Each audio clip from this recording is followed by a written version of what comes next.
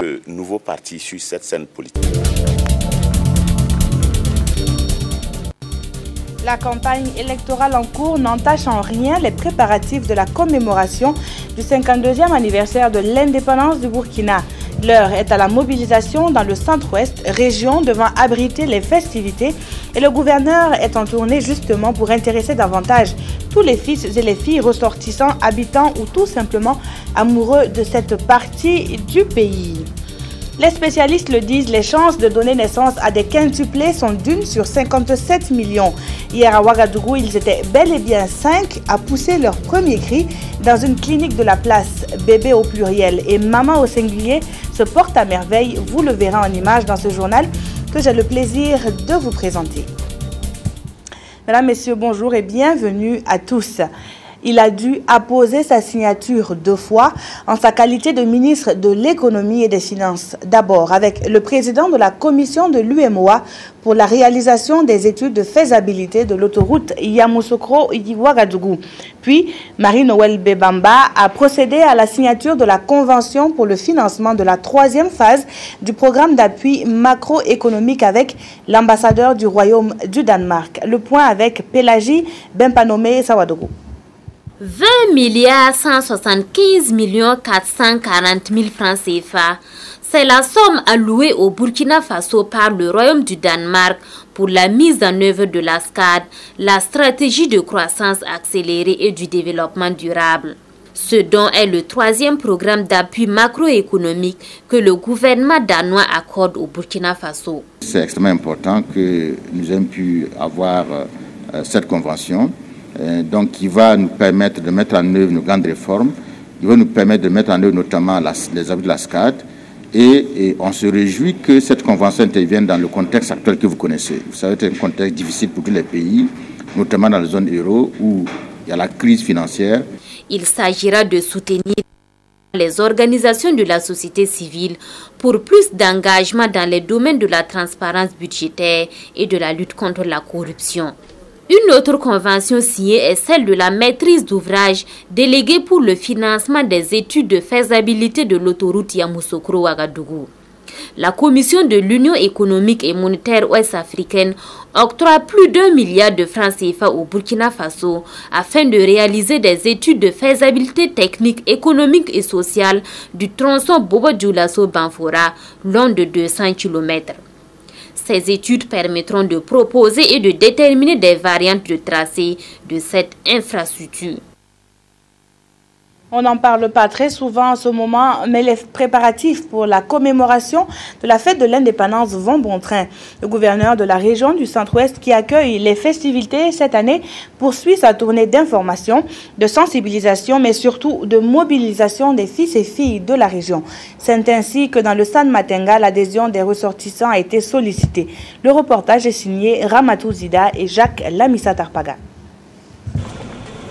Après la campagne d'information, de sensibilisation et de mobilisation qui a eu lieu à Koudougou, Réo, Léo, Sapui, Bobo-Dioulasso et Ouagadougou, c'est au tour de Kaya de recevoir le comité d'organisation du 52e anniversaire de l'indépendance du Burkina Faso.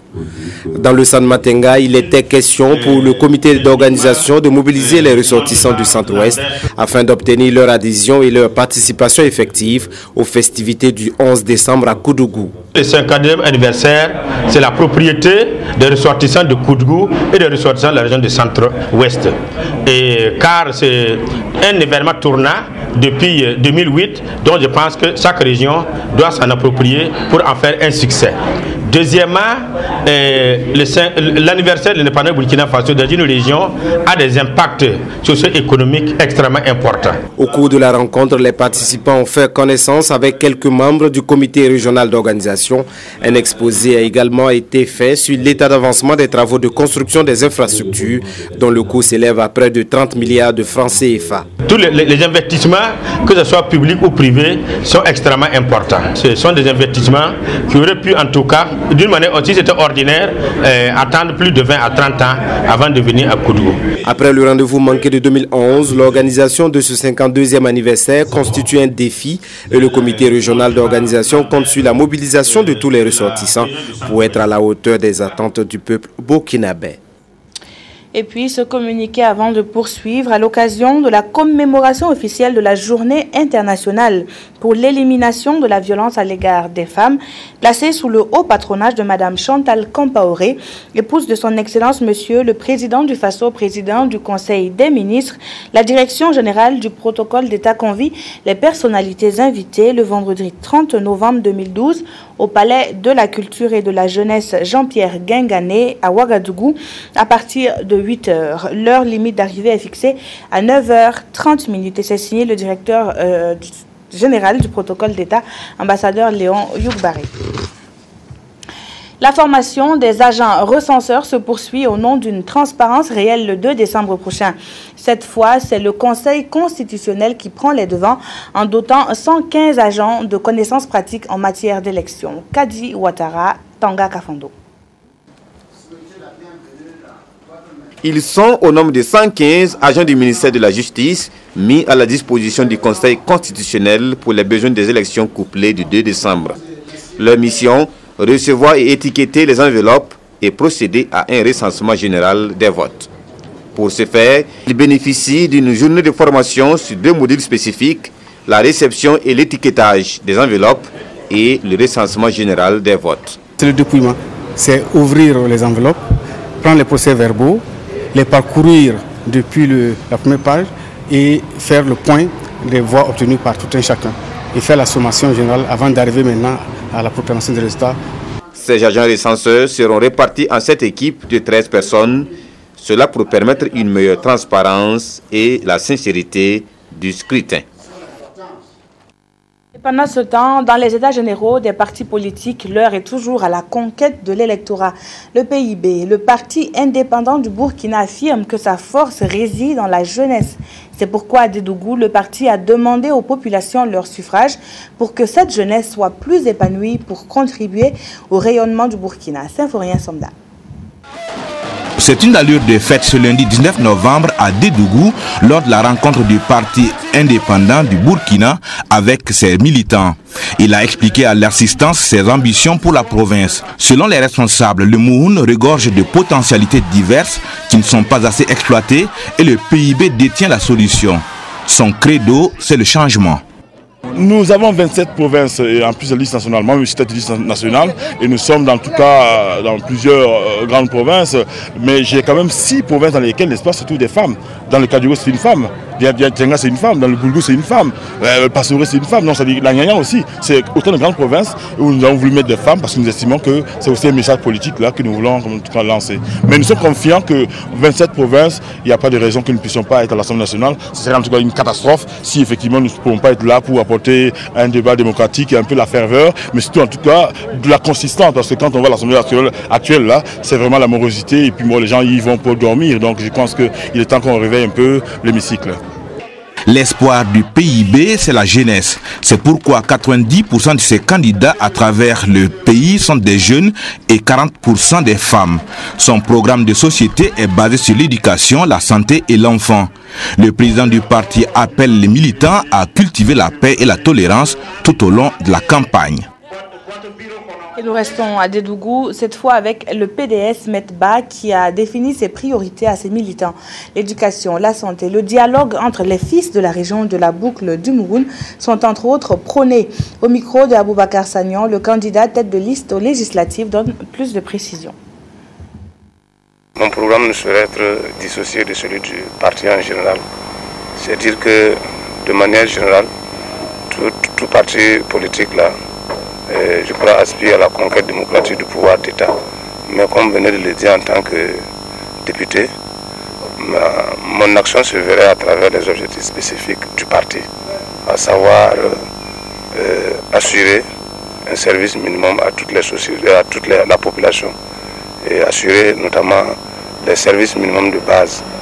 Également prôner une solidarité, la justice, partout dans la province, dans nos communes, et également veiller à résoudre tous les problèmes éducatifs et de santé que nous aurons au niveau de notre province. Nous avons vécu lors des 3 dernières mandatures un véritable déficit de communication. Nous allons véritablement prôner cette concertation mutuelle entre les élus locaux et la population, d'ailleurs qui les a mandatés. Donc je crois qu'à partir de ces différentes concertations, on pourra mieux cibler les véritables préoccupations des populations et ensemble, nous allons dégager les voies et moyens pour les résoudre. Dans la province du Yoba, le CDP, parti majoritaire, est en course pour les 2 sièges aux législatives et dans les 8 mairies. Dans la commune de Dissine, le Congrès pour la démocratie et le progrès a demandé aux électeurs de voter utile le 2 décembre. Dramandadian. Dissine, aux couleurs du CDP ce dimanche, le Congrès pour la démocratie et le progrès sonne la mobilisation pour s'assurer de sa victoire dans le Yoba à ces élections législatives et municipales couplées. Nous sommes parfaitement confiants comme nous l'avons toujours été dans le Yoba. Aujourd'hui, ce n'est qu'une réunion d'évaluation à mi-parcours. Mais au même moment, dans les 8 communes du Yoba, se tiennent des réunions, se tiennent des contacts, se tiennent la poursuite et les différentes activités de campagne. Donc nous sommes confiants. Nous sommes un parti organisé, discipliné et méthodique. Des fois lourd et lent à se mettre en route, mais quand nous démarrons, rien ne résiste. Du haut de cette tribune, hommes et femmes ont réitéré leur soutien au CDP pour un Burkina émergent, ont-ils dit. Et à l'endroit des militants en cette période électorale, un appel. Terminer la campagne dans la sérénité, dans la courtoisie, dans l'élégance qu'il sied à un pays à la démocratie éprouvée comme le Burkina Faso. Je voudrais que cette campagne se termine comme elle a commencé.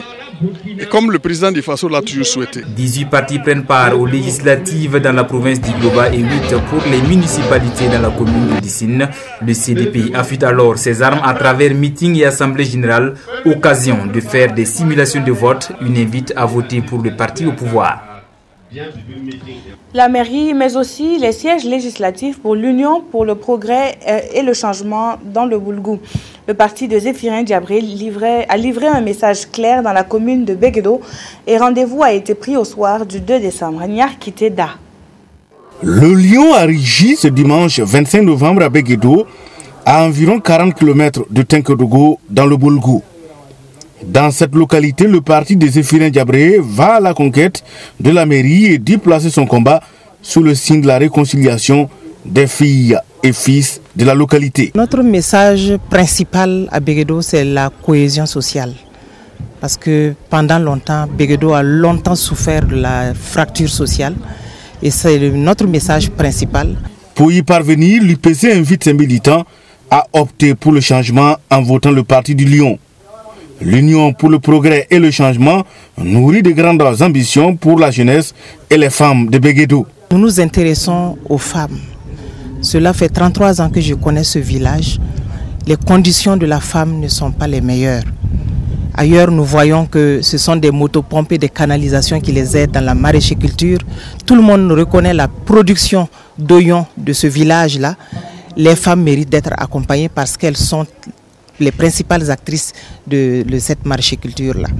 Ensuite, les jeunes constituent aussi une préoccupation pour nous.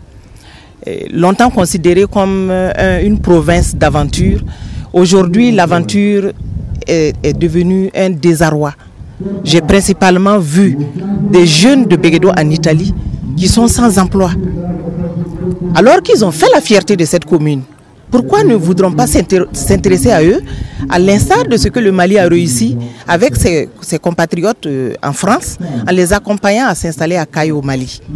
Ce serait une très belle initiative et ça permettrait à beaucoup d'entre eux de rentrer dignement au pays et d'engager d'autres activités, d'autres projets de développement.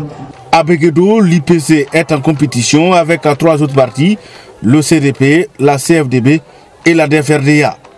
Les responsables locaux du parti du Lion dans la commune de Béguédo invitent les militants de leur parti à parcourir toutes les localités de la commune pour véhiculer le message du parti, un message bâti sur la paix, la réconciliation pour un avenir radieux de Béguédo. Grands meetings, concertations et autres formes de rencontres, c'est la stratégie déployée par le CDP dans la province des Balais. L'équipe de campagne conduite par Arsène Boyen-Sangné entend consolider le CDP dans sa position de parti majoritaire à l'Assemblée et dans les municipalités. Jacques Lamista Tarpaga. Le Congrès pour la démocratie et le progrès, dès le début de la campagne, a voulu marquer les esprits par une démonstration de force dans les balais.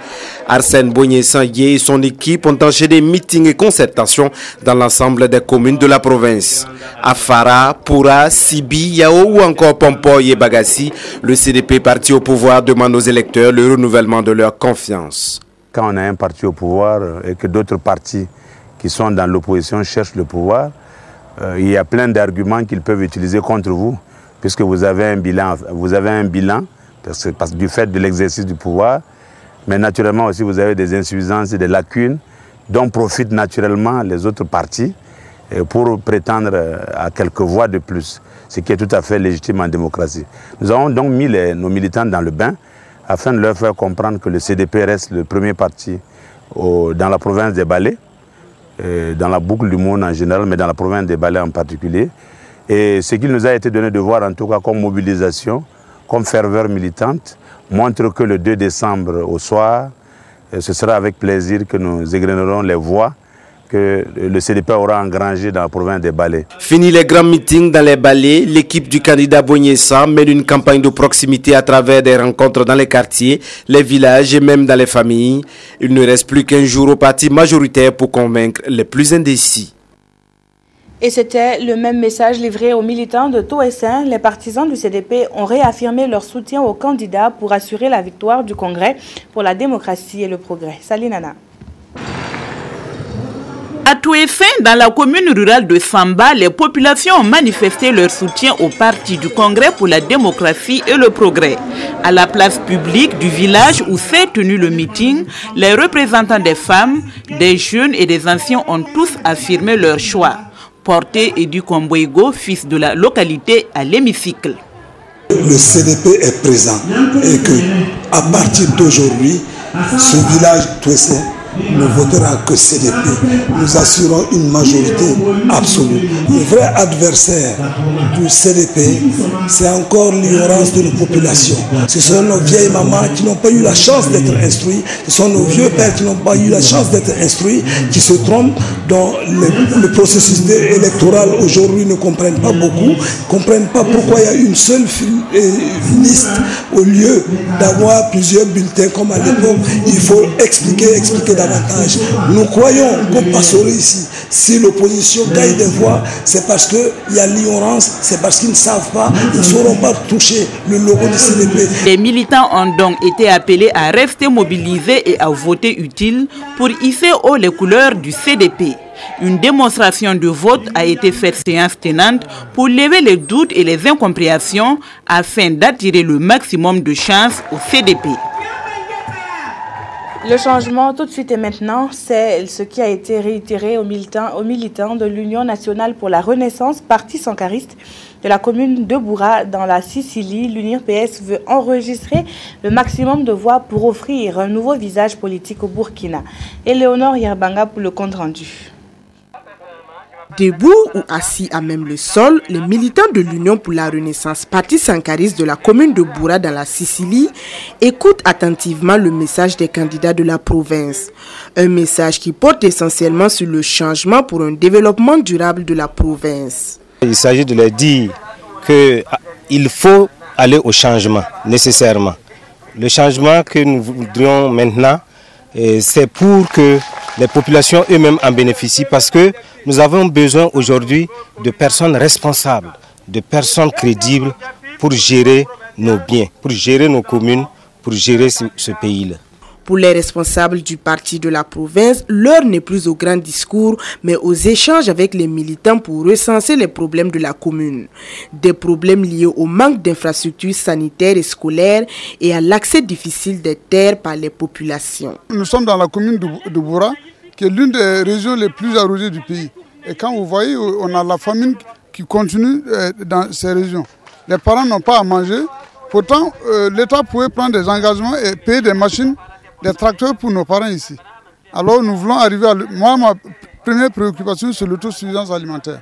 Parce que quelqu'un de développé, c'est quelqu'un qui est bien nourri. Pour l'UNIR PS de la province de la Sicile, le changement c'est pour maintenant et le parti invite les populations à sortir massivement le 2 décembre pour une victoire à plus de 80% de voix pour l'Union pour la Renaissance Parti Sankaris dans la commune de Boura.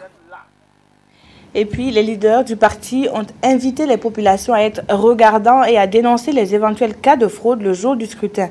Lors du meeting de Boudry, dans le 10e arrondissement de Ouagadougou, l'UNIR PS a eu une fois de plus rappelé aux populations que leurs préoccupations ne resteront pas vaines après la victoire. Nicolas Zigani. Dans l'arrondissement numéro 10, le message de l'Union pour la Renaissance Parti Sankaris est explicite. Faites le bon choix pour le changement au soir du 2 décembre. Les leaders du parti ont à travers des slogans fustigé le parti au pouvoir et ensuite invité les militants à être vigilants pour barrer la route à d'éventuels fraudeurs au cours du scrutin. La fraude, elle est punie de par la loi. Ce matin même, nous avons appréhendé des fraudeurs et nous appelons les uns et les autres à la vigilance et à repousser tout ce qui peut remettre en cause ce processus-là que nous avons bataillé dur pour obtenir, parce que si le scrutin est crédible, si les élections sont acceptables, c'est la démocratie qui gagne. Donc il n'y a pas de raison à permettre aujourd'hui, à quelques heures du scrutin, que des individus mal intentionnés viennent à perturber l'électorat. Les militants ont été invités à prendre leur destin en main pour combattre de nombreux fléaux qui minent la société burkinabé. Et cela passe par le choix de l'Union pour la Renaissance Parti Sankaris à ces élections couplées. 25 ans de pouvoir, c'est trop. Donc c'est ce message d'espoir, ce message d'encouragement, ce message de conviction que nous adressons au peuple burkinabé pour qu'il y ait un sursaut d'orgueil pour que le 2 décembre, nous puissions enfin réaliser le changement que nous demandons, que nous prônons, que nous nous battons depuis des années pour que ça se réalise au Burkina Faso. Dans l'arrondissement numéro 10, 17 partis politiques rivalisent pour la gestion de la municipalité. Et l'UNIR PS est convaincu avec ses militants de sa victoire au soir du 2 décembre. C'est dans le cas d'Yogo que l'Alliance pour la démocratie et la Fédération Rassemblement démocratique africain a tenu son 40e meeting. Le président du parti n'a pas changé de discours. Le parti de l'éléphant doit triompher le jour du scrutin. Oumou Sissé, Tonga Kafando. Nous sommes sur la dernière ligne droite de la campagne électorale et l'Alliance pour la démocratie et la Fédération Rassemblement démocratique africain ADF-RDA sonne le rappel de ses militants dans le cas d'Yogo. Ce mardi, Gilbert Noël Ouedraogo a invité la population à ne pas oublier son message « Votez l'éléphant ». Pour le président du parti, l'ADF-RDA est confiante, mais la vigilance est toujours de mise. Et d'ajouter que l'année 2012 est l'année de l'éléphant. Nous avons dit qu'à l'ADF-RDA, nous escomptons, dans le pire des cas, être la deuxième force politique, tout en améliorant notre positionnement, c'est-à-dire le nombre même d'élus que nous avons. L'appel que j'ai à lancer à tous nos militants, c'est de leur dire de rester vigilants, mobilisés, parce que nous sommes sur la dernière ligne droite et il faut que les militants aillent sur le terrain pour continuer à mobiliser. Les militants ont réaffirmé leur soutien au parti et ont promis au président qu'au soir du 2 décembre, la victoire s'appellera ADF-RDA. Restons encore à Ouagadougou, dans le 5e arrondissement où se sont retrouvés les militants du mouvement progressiste africain. Une rencontre initiée par les jeunes partisans du quartier où la candidate tête de liste du MPA a livré un message que nous rapporte Safiatou Tamboula. En effectuant le déplacement de l'arrondissement numéro 5 de la ville de Ouagadougou, la candidate aux législatives tête de liste MPA au Kadiogo répondait à l'invitation de la jeunesse du secteur 27. Et c'est avec une immense joie qu'elle est venue expliquer son message de campagne. La plupart de nos enfants, ils ont fait le primaire, ils ont fait le secondaire, ils ont fait l'université, ils ont des diplômes, ils sont chômeurs. Et ça, au niveau du MPA, nous avons dit, inadmissible, nous ne pouvons pas continuer dans ce gouffre. La pauvreté des femmes est mon combat. Et au niveau de l'Assemblée nationale, c'est ce leitmotiv-là que j'aurais. Je n'aurai de cesse de répéter cela. À savoir que Il y a des institutions un peu partout au Burkina Faso. Comment faire en sorte que la pauvreté puisse finir, mais en tout cas qu'il y ait moins de pauvres, et surtout quand on sait que la pauvreté a un visage féminin. Et c'est une jeunesse acquise aux idéaux du MPA qui était présente à cette rencontre. Et elle ne manque pas de le faire savoir. Avec le MPA parce qu'on veut le changement. Et on part à l'école, on a les diplômes, alors qu'on n'a pas de travail. Avec le MPA, j'espère qu'on aura un peu le changement. Je soutiens ce parti parce qu'il est temps que vraiment la jeunesse se lève pour le changement. Parce que nous sommes nés trouver le CDP qui gouverne ce pays. Mais vraiment, on a trop de jeunes qui somment. Nous avons la jeunesse, actuellement des gens qui ont des bacs plus 4, qui ne font rien, qui sont là assis à la maison. Vraiment, nous on voit que le système n'est pas bien. Donc nous on demande mais vraiment la jeunesse de voir, de visionner un changement. Le mouvement progressiste africain, parti d'opposition, est un regroupement de 7 partis qui ont fait alliance pour prendre part à ces élections couplées. Il convoite 14 communes pour les municipales et 7 provinces pour les législatives. Le front des forces sociales, lui, était à Karpala, dans la périphérie de Ouagadougou, avec ses militants. Le message véhiculé aux populations était le vote du FFS pour le changement, qui est en liste pour les législatives dans le Kadiogo. Frédéric Etienne Bassenga. Le front des forces sociales est allé prêcher les idéaux du président Thomas Sankara à Karpala, un quartier situé à la périphérie de Ouagadougou. L'accès au logement, à la santé et à l'éducation pour tous, Edouard Zabré, candidat FFS aux législatives dans le Kadiogo, a demandé aux populations de Karpala de voter un avenir radieux du Burkina Faso qui pour lui ne peut être réalisé que par son parti. Le changement ne se décrète pas, il se vit au quotidien. Et c'est chacun de nous, en ce qui le concerne, qui doit œuvrer pour le changement. Et ce changement-là, il doit être tributaire de ce dont nous rêvons demain. Et c'est ensemble que nous pouvons réaliser cela. Et nous sommes venus dire aux gens de Karpala que leurs problèmes d'éducation, leurs problèmes de santé, leurs problèmes de logement, leurs problèmes d'infrastructure d'une façon générale peut être réglé. C'est eux-mêmes œuvrent pour ce changement-là. C'est eux-mêmes se lèvent comme un seul homme en se disant que nous voulons véritablement le changement. Nous voulons que les choses changent pour le bien-être de tout un chacun. Femmes, jeunes, anciens se sont succédés à la tribune pour exprimer leur détermination pour le parti. Pour eux, il n'y a aucun doute, le FFS triomphera au soir du 2 décembre dans le Kadiogo. Ce meeting a été également mis à profit pour montrer aux militants l'emplacement du logo FFS sur le bulletin de vote pour que les jours J, ils n'aillent pas voter autre chose.